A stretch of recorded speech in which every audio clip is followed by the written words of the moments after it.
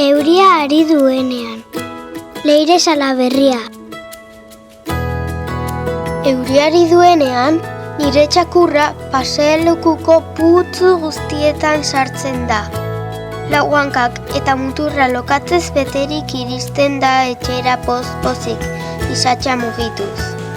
Amak, lepotik hartu eta raskan sartzen du, berriro zuria bihurtzen den arte.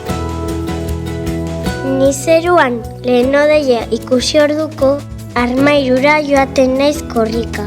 Katiuska gorriak jantzi eta txakurraren antzera, putzu handienen bila irtetzen naiz kalera. Kolore guztietako aterkiak ikusten dira hiri guztian, laranjak, urdinak, loreekin, gorriak, karatu txikiekin. Nire txakurra beti galtzen da, nire aterkia besteen artean bereiztea kosta egiten zaiolako.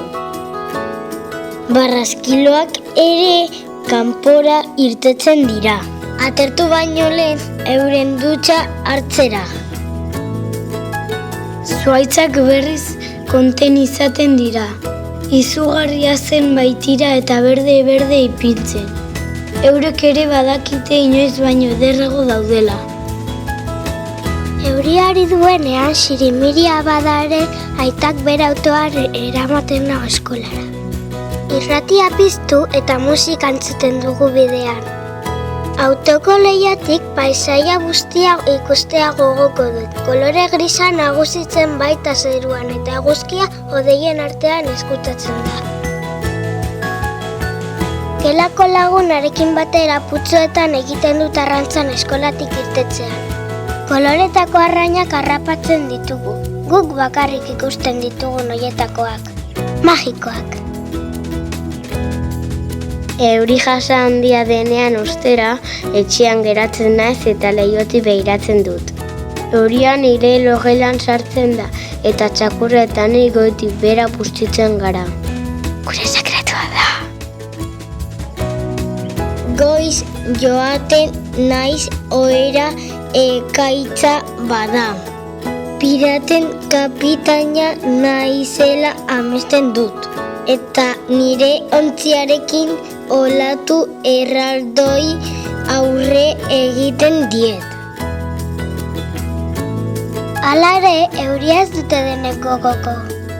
Arratoiak kesu izaten dira estoldak urez betetzen zaizkielako. Katuak ez dira urrun ibiltzen egun euritsuetan.